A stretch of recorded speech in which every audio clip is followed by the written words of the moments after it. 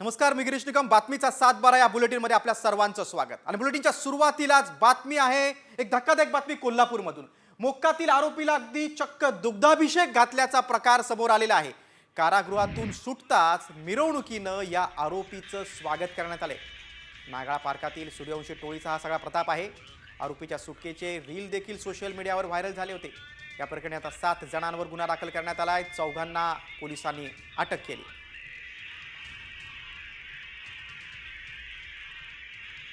कुठं नेऊन ठेवलाय महाराष्ट्र अशी म्हणण्याची वेळ आलेली आहे. बघा, चक्क आरोपीचा दुग्धाभिषेक घालून त्याची मिरवणूक काढली, त्याला ओवाळलं. 24/12/24 रोजी अनिकेत सूर्यवंशी आज जामिनावर सुटल्यानंतर त्यांनी एक रॅली काढलेली होती. तत्काळ या आरोपींवरती आम्ही गुन्हा दाखल केलेला आहे आणि त्यांच्यावरती कारवाई करण्यात आलेली आहे. हे रेकॉर्डवरचे आरोपी आहेत आणि आपल्याला या माध्यमातून आम्हाला कळवायचं आहे की जर का असे प्रकार कोण घेऊन आल्यास आम्ही त्याच्यावरती कारवाई करीत आहोत.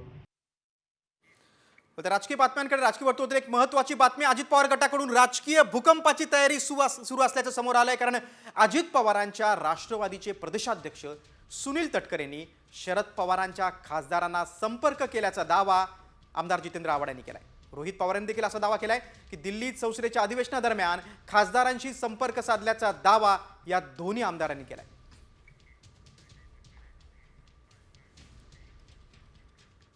सर, सुनील तटकरे यांनी तुमच्या पक्षातल्या खासदारांना फोन केलेले आणि फोन नाही केले.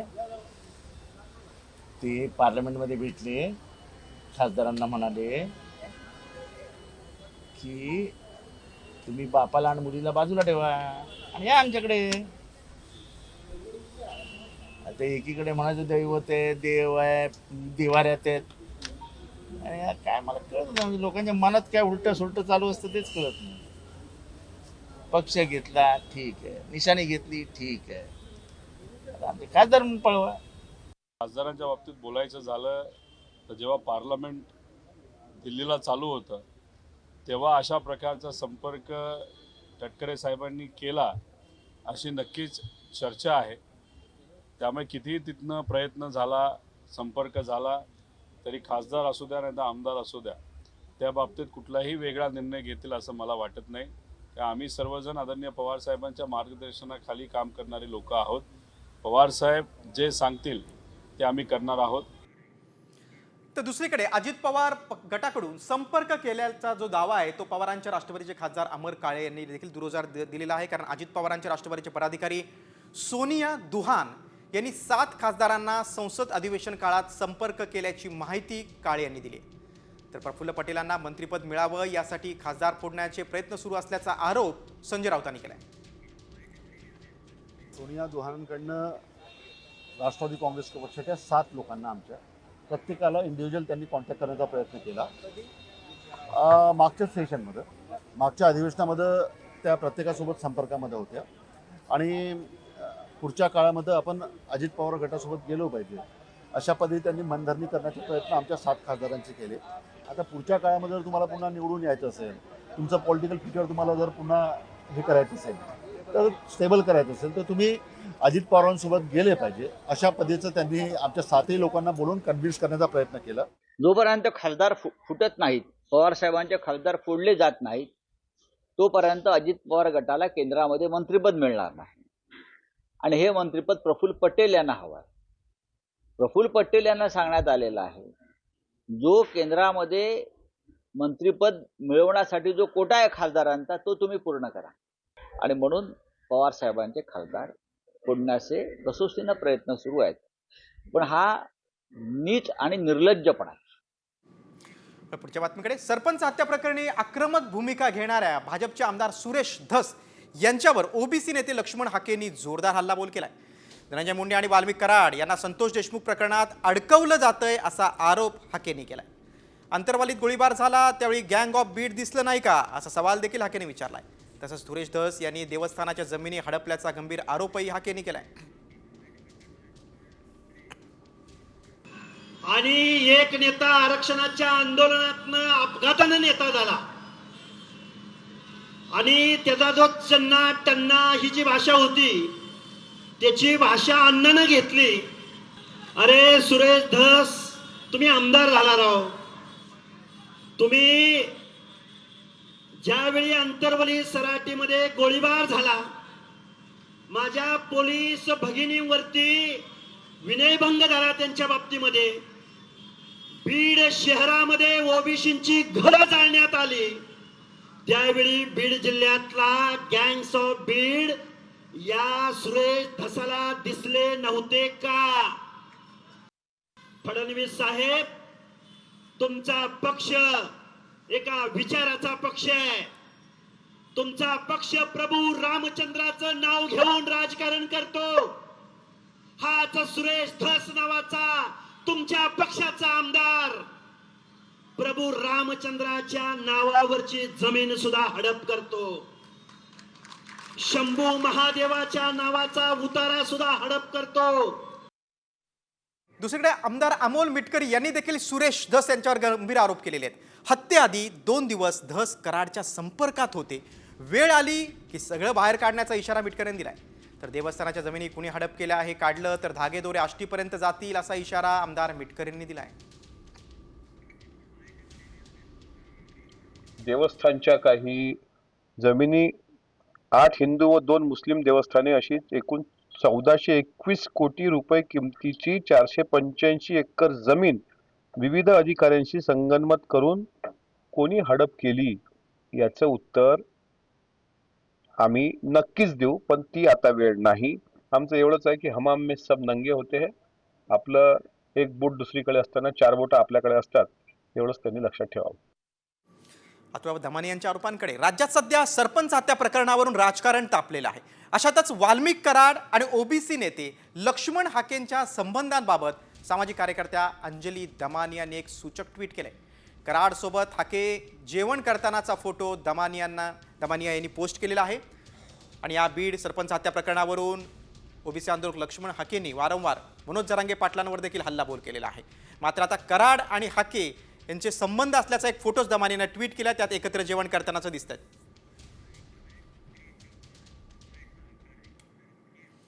पुढच्या बातमीकडे. सारंगी महाजन यांनी देखील धनंजय मुंडेंच्या राजीनाम्याची मागणी केलेली आहे. धनंजय मुंडेंचा राजीनामा घेऊन त्यांची आमदारकी रद्द करण्याची मागणी सारंगी महाजन यांनी केली. यावेळी त्यांनी मुंडेंवर जमीन हडपल्याचा आरोपही केला. धनंजय मुंडे आहे जो माझा भाचा आहे, तर त्यांनी माझी जागा हडप केलेली आहे एका नोकराच्या माध्यमातून, असा माझा पूर्णपणे त्याच्यावर आरोप आहे. मुख्यमंत्र्यांनी आश्वासन दिलंय की मी तुमचं निवेदन पूर्णपणे वाचतो आणि त्याच्यावर तुमचं काम पूर्ण होईल याची मी खात्री देतो आणि मी तुम्हाला याच्यात न्याय मिळवून देतो.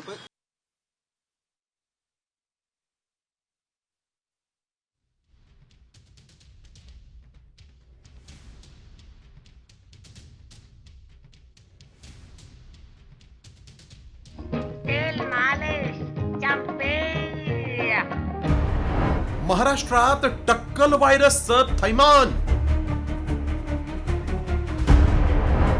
अबब 3 दिवसात पडतंय टक्कल. नागरिक भेदरले, प्रशासन अनभिज्ञ. दृश्य आहेत बुलढाण्याच्या शेगाव तालुक्यातील टक्कल व्हायरसनं थैमान घातलेल्या बोंडगाव मधली. होय, तुम्ही बरोबर ऐकलंय, टक्कल व्हायरसच. या नव्या आजारामुळे केस गळती होऊन 2 ते 3 दिवसात नागरिकांना टक्कल पडतंय. त्यात विशेष म्हणजे लहान मुलं, महिलांसोबत पुरुषांनाही या नव्या व्हायरसची बाधा झाली आहे. त्यामुळे बुलढाण्यात भीतीचं वातावरण पसरलंय. तर आतापर्यंत 450 लोकांना या आजाराची बाधा झाली. डॉक्टर टक्कल पडण्यामागे शॅम्पूचं कारण सांगत असले तरी शॅम्पू न वापरणाऱ्यांनाही टक्कल पडत असल्यानं शेगाव मधील पूर्णा नदीकाठच्या 15 गावांमध्ये खळबळ माजली आहे. त्याच्यामध्ये काही कॉस्मेटिक प्रोडक्ट्स वापरल्यामुळे किंवा पाणी दूषित असल्यामुळे किंवा व हार्ड वॉटर असल्यामुळे केस गळती होऊ शकते का, यासाठी आम्ही सर्वेक्षण केलेले आहे व त्या अनुषंगाने पाणी नमुना तपासणीसाठी शेगाव येथे लॅबला पाठवण्यात आलेले आहे. परंतु अद्यापही काही ठोस कारण डायग्नोसिस आमचं झालेलं नाही. काही पेशंट असे आहेत 50 ते 55 वर्षाचे की त्यांनी आयुष्यामध्ये शॅम्पू कधी लावलेला नव्हता, मग त्यांचे पण टक्कल पडलं आणि एका घरामध्ये चालू झालं की 3-3, 4-4 पेशंट होता एका घरात. त्यामुळे गावामध्ये खूप भीतीचं वातावरण पसरलेलं आहे.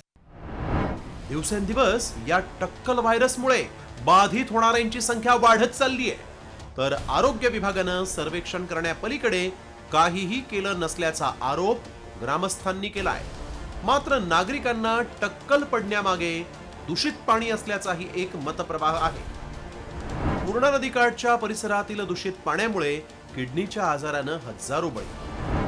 परिसरातील पाणी पिण्यासाठी अयोग्य असल्याचा शासकीय अहवाल. पूर्णा नदीकाठच्या गावातील पिण्याच्या पाण्यात फ्लोराईडची मात्रा जास्त. पाण्यामध्ये फ्लोराईडची मात्रा जास्त असल्यानं टक्कल पडत असल्याची चर्चा. अगोदरच HMPV व्हायरसने जगाचं टेन्शन वाढवलं आहे. त्यातच आता बुलढाणा जिल्ह्यामध्ये जो केंद्रीय आरोग्यमंत्री प्रतापराव जाधव यांचा बुलढाणा जिल्हा टक्कल व्हायरसने हादरला आहे. प्रशासनाकडून फक्त कागदी घोडे नाचवल्या पलीकडे याशिवाय कुठलीही ठोस उपाययोजना करताना दिसत नाही. त्यामध्ये आता प्रतापराव जाधव आरोग्यमंत्री जे आहेत त्यांनी बुलढाणा जिल्ह्यातील या आरोग्य प्रशासनाला ठोस उपाययोजना करण्याचे आदेश द्यावेत अशी मागणी होत आहे. संजय जाधव यांच्यासोबतच ब्युरो रिपोर्ट साम TV मराठी. दरम्यान बुलढाण्यातील शेगाव तालुक्यातील केस गळती आणि टक्कल बाधितांची संख्या आता 71 जाऊन पोहोचलेली आहे. आज परिसरातील काही गावात 25 नवीन बाधित आढळल्यानं चिंता वाढलेली आहे. आरोग्य प्रशासनानं 5 बाधितांच्या केसांच्या आणि डोक्यावरील त्वचेचे नमुने तपासणीसाठी प्रयोगशाळेत पाठवलेत. तपासणी अहवाल आल्यानंतरच या आजाराचं आता निदान होणार आहे आणि तोपर्यंत आरोग्य विभागाचं पथक परिसरात ठाण मांडून आहे.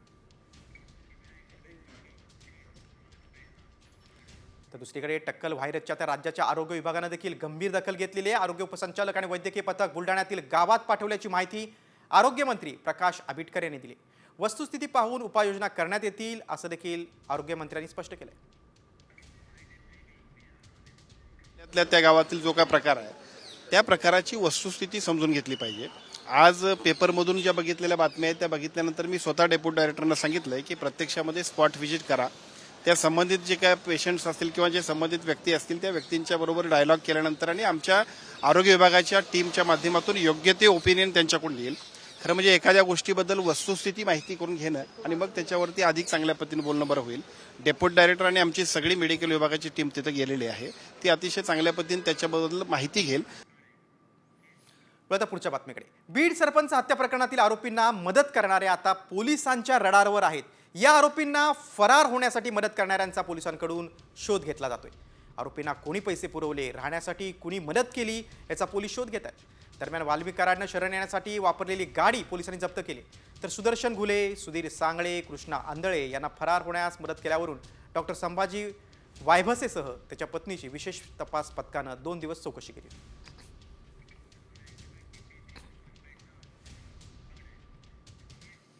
सरपंच संतोष देशमुखांच्या हत्या प्रकरणात आता नवीन आणि धक्कादायक खुलासा झालेला आहे. संतोष देशमुखांची हत्या करण्यासाठी वापरलेली हत्यारं विशेष पथकानं जप्त केलेली आहेत. मात्र मारहाणीत वापरलेल्या शस्त्रांची नुसती कल्पना जरी तुम्ही केली तरी डोळे पाणावल्याशिवाय राहणार नाही. इतक्या निर्घुण पद्धतीनं त्यांची हत्या करण्यात आली. गॅसचा पाईप, त्यावर काळ्या करदोड्यानं तयार केलेली मूठ, 5 क्लच वायर बसवलेला लोखंडी पाईप अशा शस्त्रांनी त्यांची हत्या करण्यात आली. ही हत्या साधी नव्हती, तर त्यांच्यावर 156 वार करण्यात आले होते. जवळपास 1.5 लिटर रक्त साकळलं होतं. CID तपासात काही डिजिटल पुरावे देखील हाती लागलेत. या माध्यमातून देखील आता तपास केला जातोय. 5 क्लच वायर बसवलेला लोखंडी पाईप, ज्यावर गोलाकार मूठ आहे. 41 इंचाचा गॅसचा पाईप, ज्याची मूठ काळ्या करदोड्यानं तयार केली होती. एक लाकडी दांडा आणि तलवारीसारखं शस्त्र, 4 लोखंडी रॉड आणि 1 कोयता, लोखंडी फायटर आणि धारदार कत्ती. पुढच्या बातमीकडे. उपमुख्यमंत्री अजित पवार आज दिल्लीत आहेत. त्यांनी केंद्रीय गृहमंत्री अमित शहाची भेट घेतलेली आहे. दिल्ली विधानसभा निवडणुकीच्या पार्श्वभूमीवर अजित पवार काही महत्त्वाच्या नेत्यांच्या आता भेटी घेण्याची शक्यता आहे. उपमुख्यमंत्री अजित पवार दिल्लीत आलेले आहेत. केंद्रीय गृहमंत्री अमित शहाची त्यांनी भेट घेतली. एकीकडे आपण बघतोय की राज्यामध्ये बीड सरपंच हत्या प्रकरणावरून सगळं राज्यातलं वातावरण ढवळून निघालेलं आहे, राजकीय वातावरण तापलेलं आहे. दुसरीकडे अजित पवार दिल्लीत दाखल झालेले आहेत. त्यांनी केंद्रीय गृहमंत्री अमित शहाची देखील भेट घेतलेली आहे. मात्र अजून काही त्या भाजपच्या वरिष्ठ नेत्यांची भेट घेण्याची शक्यता आहे. तसंच दिल्लीची विधानसभेची निवडणूक आहे, त्या पार्श्वभूमीवर देखील आता राष्ट्रवादी काँग्रेसची रणनीती आखली जाते आहे. पुढच्या बातमीकडे मुंबई भाजपचे अध्यक्ष आशिष शेलार आणि मोहित कंबोज यांनी राज ठाकरेंची भेट घेतलेली आहे. आगामी मुंबई महापालिका निवडणुकीच्या पार्श्वभूमीवर ही भेट महत्त्वाची मानली जाते. त्यामुळे या भेटीत नेमकं काय चर्चा होते याकडे आता सगळ्यांचं लक्ष लागलेलं आहे.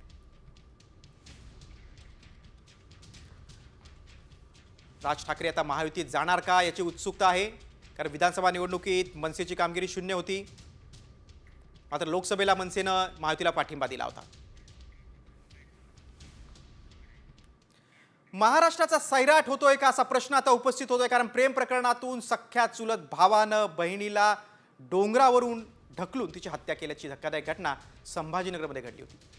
काकाच्या मुलानं बहिणीला गोड बोलून डोंगरावर नेलं आणि तिला तिथून खाली ढकललं आणि ही घटना ताजी असतानाच कोल्हापुरात मामानं सख्ख्या भाचीच्या लग्नातील जेवणात विष मिसळल्याचा प्रकार समोर आलाय.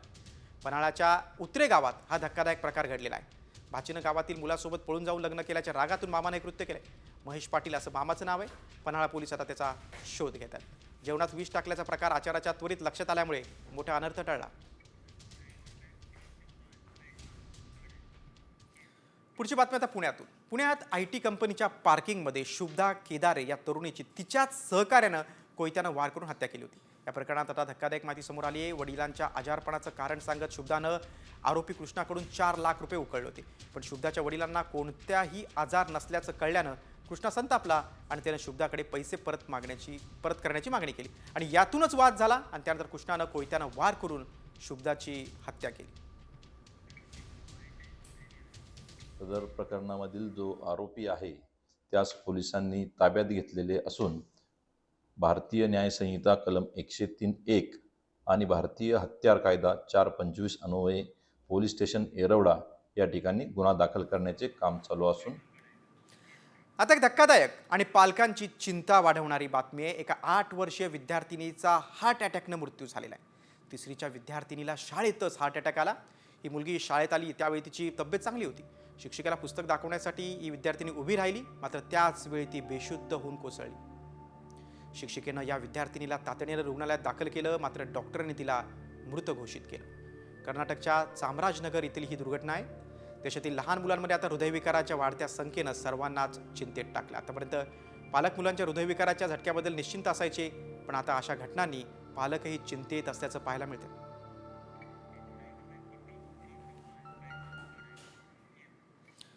आता टोरस कंपनीच्या फसवणुकीकडे. श्रीमंतीच्या नादात 3 लाख मुंबईकरांची फसवणूक झालेली आहे.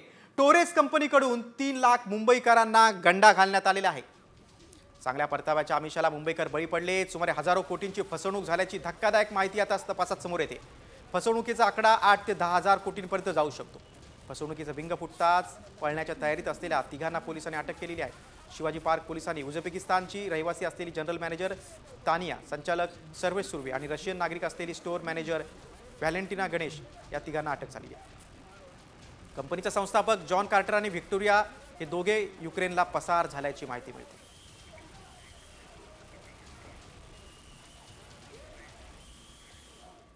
दरम्यान टोरेस कंपनीच्या 3 एजंटांना आता 13 जानेवारीपर्यंत पोलीस कोठडी सुनावण्यात आलेली आहेत.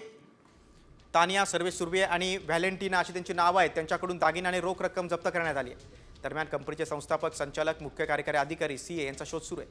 त्यांच्या विरोधात लुकआउट नोटीस जारी करण्यात आली.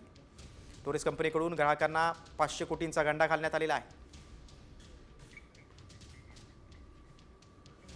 संस्थापक जॉन कार्टर आणि व्हिक्टोरिया, बघा हे कंपनीचे संस्थापक आहेत. टोरेस कंपनीचे मुख्य कार्यकारी अधिकारी आहेत तौफिक शेख,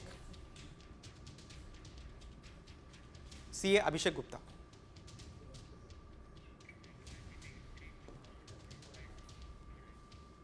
आता बातमी आहे HMPV व्हायरसची. मुंबईत HMPV विषाणू धडकलाय. नागपूरनंतर आता मुंबईत देखील रुग्ण आढळलेला आहे. मुंबईत 6 महिन्यांच्या चिमुकलीला HMPVची लागण झाली. गेल्या आठवड्यात या मुलीला रुग्णालयात दाखल केलं होतं. सध्या या चिमुरडीवर ICUत उपचार सुरू. मुंबई महापालिकेच्या परळमधल्या आरोग्य विभागाच्या कार्यालयानं मात्र अशी काही माहिती नसल्याचं सांगितलेलं आहे. बघा नागपूर आता मुंबईत देखील रुग्ण आढळलेला आहे. 6 वर्षांची एक चिमुरडी आहे, तिला लागण झालेली आहे. तिच्यावर सध्या ICU मध्ये उपचार सुरू आहेत.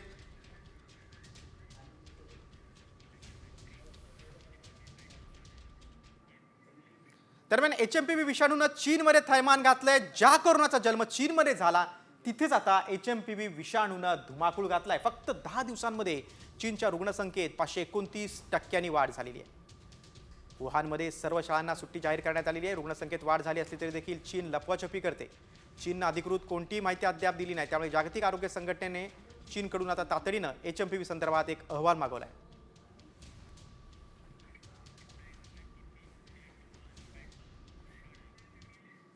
पुढची बातमी आता भंडाऱ्यातून. भंडाऱ्यात झाडाझुडपात अडकलेल्या वाघाला नागरिकांनी घेरून हुल्लडबाजी केल्याचा एक व्हिडिओ आता समोर आलाय. इतकंच नव्हे तर जीव धोक्यात घालून नागरिकांनी वाघासोबत फोटो सेशन केले. 2 ते 5 फुटांवर वाघाचे फोटो काढण्यासाठी नागरिकांनी गर्दी केली. त्यावेळी झुंबड उडाल्यानं काहींनी वाघाला दगड देखील मारण्याचा प्रयत्न केला आणि हा सगळा प्रकार मोबाईल कॅमेऱ्यात चित्रित झाल्यानं संताप व्यक्त केला जातो. मात्र वाघाशी मस्ती करणं त्यांच्या जीवावर देखील बेतलं असतं.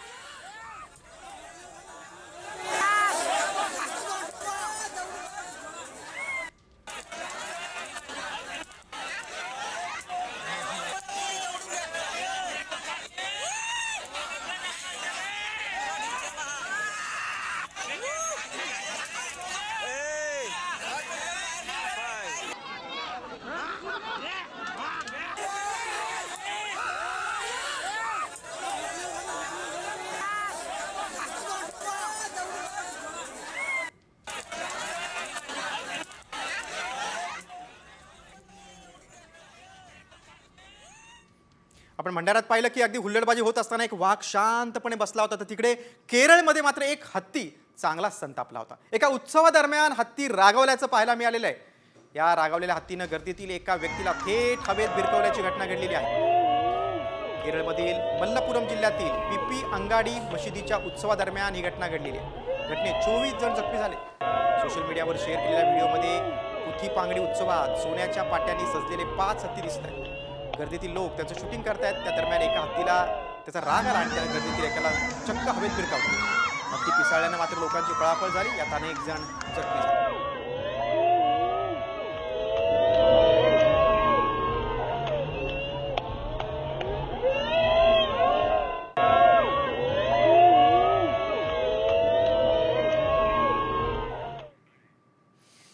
आता पुढची बातमी आहे तुळजापुरातून. तुळजाभवानी मंदिराच्या मुख्य गाभारातल्या प्राचीन शिळांना तडे गेल्याची धक्कादायक बातमी समोर येते. देवीच्या मुख्य गाभारातल्या 4 शिळांना तडे गेलेत. गाभाराच्या संवर्धनाच्या वेळी ही धक्कादायक बाब समोर आली. तडे गेलेल्या शिळांचं आता स्ट्रक्चरल ऑडिट केलं जाणार आहे. तसंच रडारद्वारे देखील तपासणी केली जाणार आहे. पुरातत्व विभागाचे अधिकारी आणि जिल्हाधिकाऱ्यांनी ही या शिळांची पाहणी केली. तपासणीनंतर शिळा बदलण्याचा निर्णय प्रशासन घेणार आहे.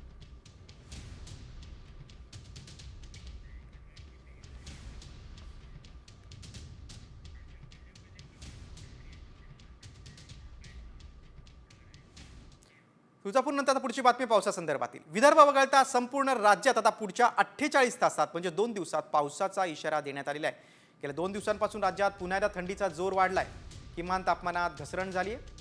येत्या 2 दिवसात राज्यात थंडीचा कडाका वाढणार आहे. तापमानात 3 ते 4 अंशांची घट होण्याचा अंदाज हवामान विभागानं वर्तवला आहे. मात्र विदर्भात थंडीची लाट मात्र कायम असणार आहे. पावसाचा इशारा दिल्यानं मात्र आता रब्बी पिकांना धोका निर्माण झाला आहे. शेतकऱ्यांची चिंता वाढलेली आहे.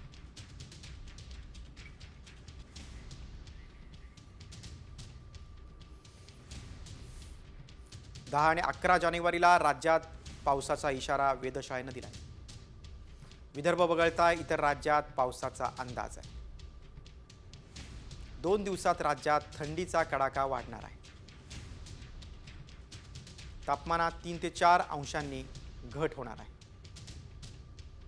शेतकऱ्यांनी पिकांची काळजी घेण्याचा सल्ला दिला आहे. पुढच्या बातमीकडे. शहरी नक्षलवाद प्रकरणी अटकेत असलेल्या रोना विल्सन आणि सुधीर ढवळे यांना मुंबई उच्च न्यायालयाचा आता मोठा दिलासा आहे. कारण प्रत्येक 1 लाखांच्या जात मुचलक्यावर त्यांना जामीन मंजूर करण्यात आला आहे. रोना विल्सन आणि सुधीर ढवळेंवर भीमा कोरेगाव हिंसाचार प्रकरणी गुन्हा दाखल करण्यात आला होता. मुंबईतील निवासाचा पत्ता आणि मोबाईल क्रमांक तपास अधिकाऱ्यांना देणं बंधनकारक असेल अशी अट यावेळी घालण्यात आली.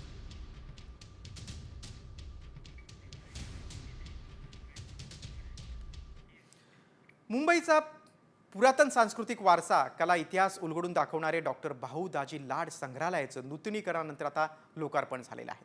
मुख्यमंत्री देवेंद्र फडणवीस यांनी लोकार्पण केले. या संग्रहालयात विज्ञान, कला, अध्यात्म यांचा संगम आढळून येतो.